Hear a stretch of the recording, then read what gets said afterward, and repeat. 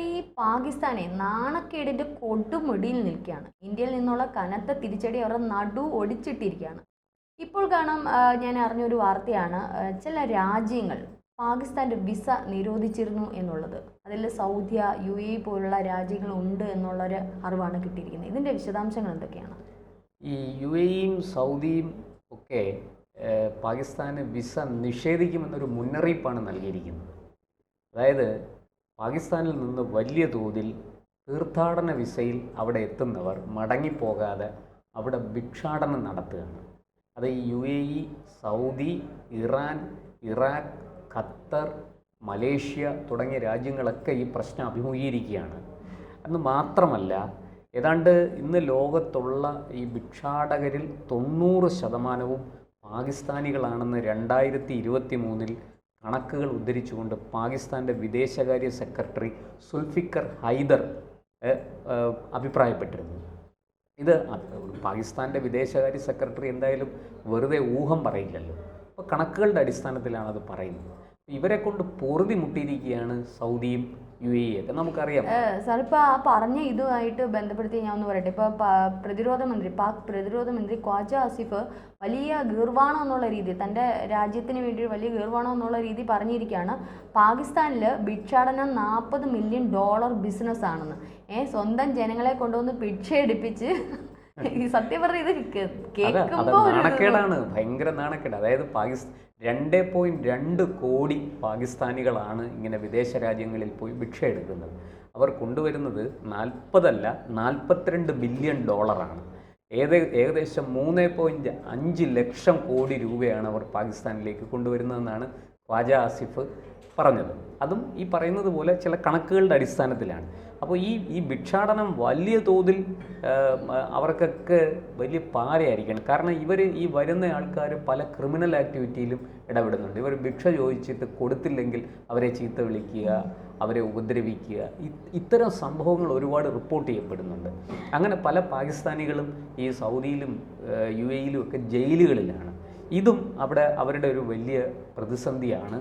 ആ രാജ്യങ്ങളൊന്നും ഇത് ടോളറേറ്റ് ചെയ്യാൻ, ഇതിനെ സഹിക്കാൻ തയ്യാറല്ല. അവരതുകൊണ്ട് തന്നെ ഇനി പാകിസ്ഥാൻ ഇത്തരത്തിൽ തീർത്ഥാടന വിസ കൊടുക്കണ്ട എന്നൊരു തീരുമാനത്തിലാണ്. അങ്ങനെ അവർ മുന്നറിയിപ്പ് നൽകിയിരിക്കുകയാണ്, നിങ്ങൾക്ക് ഇനി തീർത്ഥാടന വിസ തരില്ല, ജോബ് വിസ മാത്രമേ തരുള്ളൂ.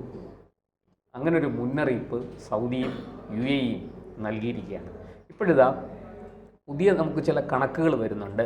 അതായത് പാകിസ്ഥാൻ സെനറ്റർ റാണ മഹ്മൂദുൽ ഹസൻ ഈ അടുത്ത കാലത്ത് പറഞ്ഞത് എന്താണെന്ന് വെച്ചാൽ, പാകിസ്ഥാനിലെ തൊഴിലില്ലായ്മ വളരെ രൂക്ഷമാണ്. അതായത് എൻജിനീയറിംഗ് ഗ്രാജുവേറ്റ്സ് 10,000-ങ്ങളാണ് തൊഴിലില്ലാതെ. 10,000-കണക്കിന് എൻജിനീയറിംഗ് ഗ്രാജുവേറ്റ്സ്, എൻജിനീയറിംഗ് ബിരുദം നേടിയവർ പാകിസ്ഥാനിൽ തൊഴിലില്ലാതെ അലയുകയാണ്. അവർ എന്ത് ചെയ്യണമെന്ന് അറിഞ്ഞൂടാ. അത് മനുഷ്യക്കടത്തിലൂടെ പലരും വിദേശത്തേക്ക് പോവുകയാണ്. അതായത് നേരായ വഴിക്ക് ജോബ് വിസ കിട്ടി പോവുകയല്ല ചെയ്യുന്നത്, മറിച്ച് മനുഷ്യക്കടത്തിലൂടെ ഇവർ വിദേശ രാജ്യങ്ങളിലേക്ക് പോവുകയാണ്. അവിടെ ചെന്ന് പലരും ജോലി എടുക്കാൻ വേണ്ടിയിട്ട് പോകുന്ന പലർക്കും ജോലി കിട്ടുന്നില്ല. അവർ അങ്ങനെ പതുക്കെ ഭിക്ഷാടനത്തിലേക്ക്, കാരണം എത്ര നാൾ പട്ടിണി കിടക്കും, ഒരു പരിധി കഴിയുമ്പോൾ അവർ കൈ നീട്ടാൻ തുടങ്ങും. അങ്ങനെ പിന്നെ ഭിക്ഷാടനം അവരുടെ ശീലമായി മാറുന്നു. ഇങ്ങനെ പലരും ഭിക്ഷാടനത്തിലാണ് എന്നുള്ളതാണ് നമുക്ക് കിട്ടുന്ന വിവരം. എന്തായാലും ഇപ്പോൾ ഈ പറഞ്ഞതുപോലെ ഏകദാണ്ട് 42 ബില്യൺ ഡോളറിൻ്റെ 3.5 ലക്ഷം കോടി രൂപയുടെ വരുമാനമാണ് പാകിസ്ഥാന് ഭിക്ഷാടനത്തിലൂടെ ലഭിക്കുന്നത്. ഈ തിരിച്ചയച്ചവരുടെ കണക്കുകൾ പുറത്തുവിട്ടിട്ടുണ്ട് സൗദിയും മറ്റും. ഈ 2024 ഏതാണ്ട് 5000-ലധികം പേരെയാണ് 2024 ജനുവരി മുതൽ 2025 വരെ, ഈ കഴിഞ്ഞ മാസം വരെ സൗദിയും UAEയും കൂടെ നാട്ടിലേക്ക് മടക്കി അയച്ചവരുടെ എണ്ണം 5000-ലേറെ പാകിസ്ഥാനികളാണ്. അതിൽ 2024 4850 പേരെയും 2025 തുടങ്ങിയിട്ട് ഇപ്പോൾ 6 മാസം ആയിട്ടില്ല, ഇത് 5-ാം മാസമേ ഉള്ളൂ. 4 മാസത്തെ കണക്കനുസരിച്ച് 552 പേരെയുമാണ് മടക്കി അയച്ചത്. അതുപോലെ തന്നെ ഈ മലേഷ്യ, ഒമാന്, ഇറാൻ, ഇറാഖ് തുടങ്ങിയ രാജ്യങ്ങളിലേക്കും തീർത്ഥാടനത്തിനും ഈ മനുഷ്യക്കടത്ത് വഴിയും പാകിസ്ഥാനികൾ എത്തുന്നുണ്ട്.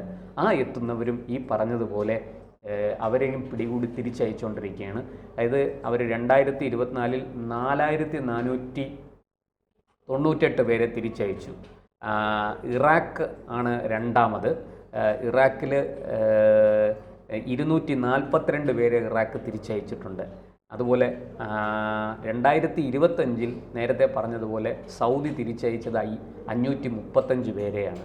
അപ്പോൾ ഇത്തരത്തിൽ ഈ കണക്കുകൾ മറ്റാരുമല്ല ഇത് പറയുന്നത്, പാകിസ്ഥാൻ്റെ പ്രതിരോധ മന്ത്രി ഖ്വാജ ആസിഫ് തന്നെയാണ് ഈ കണക്കുകളും പുറത്തുവിട്ടത്.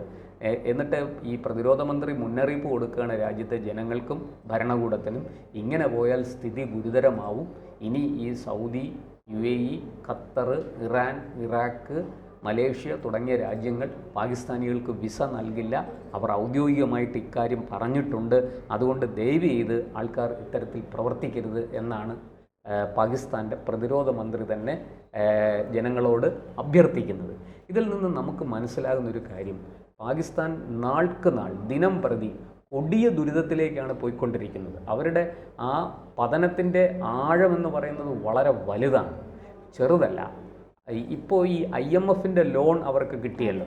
അന്ന് രാജ്നാഥ് സിംഗ് പറഞ്ഞു, ഇത് ഈ സമ്പൂർണ്ണമായിട്ടും തകർന്ന ഈ ഭിക്ഷയെടുത്ത് ജീവിക്കുന്ന ഒരു ജനതയ്ക്കാണ് ഈ ലോൺ കിട്ടിയിരിക്കുന്നത്. അവർ അത് വീണ്ടും ഇനിയും അത് ഭീകരവാദം വളർത്തുന്നതിന് തന്നെ ഉപയോഗിക്കും. അത് പ്രയോജനരഹിതമാണ് എന്ന് മാത്രമല്ല, അത് മറ്റുള്ള രാജ്യങ്ങൾക്ക് വലിയ ദ്രോഹവും കൂടിയാണ് ഈ ഫണ്ട് നൽകുന്നത്. ഒരിക്കലും പാകിസ്ഥാനിൻ്റെ വളർച്ചയ്ക്കോ അടിസ്ഥാന സൗകര്യ വികസനത്തിനോ അല്ലെങ്കിൽ ഈ പറയുന്നത് പോലെ തൊഴിലില്ലായ്മ ഇല്ലാതാക്കാനോ അവിടുത്തെ ജനങ്ങളുടെ ആരോഗ്യം മെച്ചപ്പെടുത്താനോ അവർക്ക് നല്ല വിദ്യാഭ്യാസം നൽകാനോ ഒന്നുമല്ല ഈ ഫണ്ട് ഉപയോഗിക്കുന്നത്. മറിച്ച് അത് ഭീകരവാദം വളർത്താനും ഭീകരന്മാരെ പരിശീലിപ്പിക്കാനും അങ്ങനെ പരിശീലിച്ച ഭീകരന്മാരെ ഇന്ത്യ അടക്കമുള്ള രാജ്യങ്ങളിലേക്ക് കയറ്റിവിട്ട് കുഴപ്പങ്ങൾ ഉണ്ടാക്കാനുമാണ് പാകിസ്ഥാൻ ശ്രമിക്കുന്നത്. പാകിസ്ഥാൻ അതേ അറിയുള്ളൂ.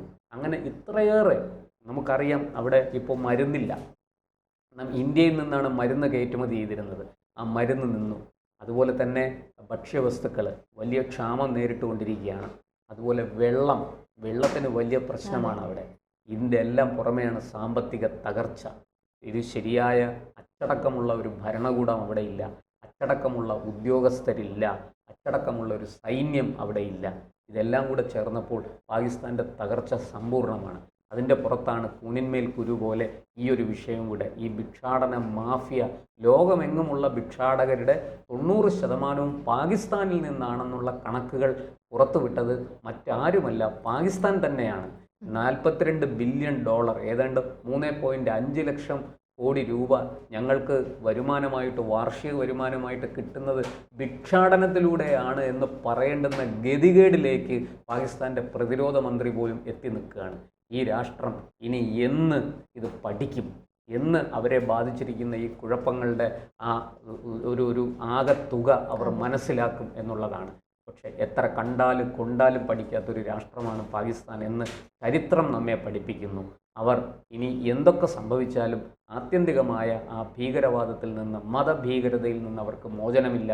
അതുകൊണ്ട് തന്നെ ഇന്ത്യ വിരോധം എന്നും അവരെ ഭരിച്ചുകൊണ്ടിരിക്കും. ഈ ഇന്ത്യ വിരോധമാണ് പാകിസ്ഥാനെ ഈ നാശത്തിലേക്ക് എത്തിച്ചത്.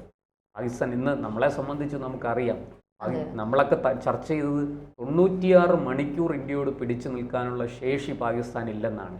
ഇപ്പോഴിതാ വെറും 72 മണിക്കൂർ കൊണ്ട് അവർ വലിയ വായിൽ നിലവിളിച്ചുകൊണ്ടാണ് വെടി നിർത്തണേ എന്ന അപേക്ഷയുമായിട്ട് വന്നത്, അല്ലേ? പാകിസ്ഥാൻ്റെ DGMO, director general of military operations തന്നെ ഇന്ത്യൻ DGMOയെ നേരിട്ട് വിളിച്ച് ആവശ്യപ്പെടുകയായിരുന്നു, അപേക്ഷിക്കുകയായിരുന്നു, കാല് പിടിക്കാം, എങ്ങനെയെങ്കിലും ഇതൊന്ന് നിർത്തണേ, ഞങ്ങൾക്കിത് താങ്ങാൻ കഴിയില്ല എന്ന്. നമ്മൾ ഒന്ന് ആലോചിക്കണം, അവിടുത്തെ സൈനികരെ ആക്രമിച്ചില്ല, അവിടുത്തെ സിവിലിയൻസിനെ ആക്രമിച്ചില്ല, പകരം നമ്മൾ ആക്രമിച്ചത് ഭീകര പരിശീലന കേന്ദ്രങ്ങളാണ്. അതിന് തിരിച്ചടി വന്നപ്പോൾ ആ തിരിച്ചടിയെ നമ്മൾ ചെറുത്തു, പ്രതിരോധിച്ചു. ആ തിരിച്ചടി അവർ അവസാനിപ്പിക്കാതിരുന്നപ്പോൾ നമ്മൾ ഒരു ചെറിയ പണി അങ്ങോട്ട് കൊടുത്തു. 21 വ്യോമതാവളങ്ങളിൽ 19 വ്യോമതാവളങ്ങളിൽ 11 എണ്ണത്തിൻ്റെ പണി നമ്മൾ തീർത്തു കൊടുത്തു. ആ വ്യോമതാവളങ്ങൾ തകർന്നതോടുകൂടി തന്നെ പാകിസ്ഥാൻ അപകടം മനസ്സിലായി. അവർ വലിയ വായിൽ നിലവിളിച്ചുകൊണ്ട് യുദ്ധം നിർത്തണേ, വെടി നിർത്തണേ എന്ന അപേക്ഷയുമായിട്ട് രംഗത്ത് വരികയായിരുന്നു. എന്തായാലും ഒരു കാര്യം വ്യക്തമാണ്, എല്ലാ രംഗത്തും പരാജയപ്പെട്ട തകർന്ന് തരിപ്പണമായ ഒരു രാഷ്ട്രമാണ് പാകിസ്ഥാൻ എന്ന് അവർ വ്യക്തമാക്കി കഴിഞ്ഞു. അവർ അത് തെളിയിച്ചു കഴിഞ്ഞിരിക്കുന്നു.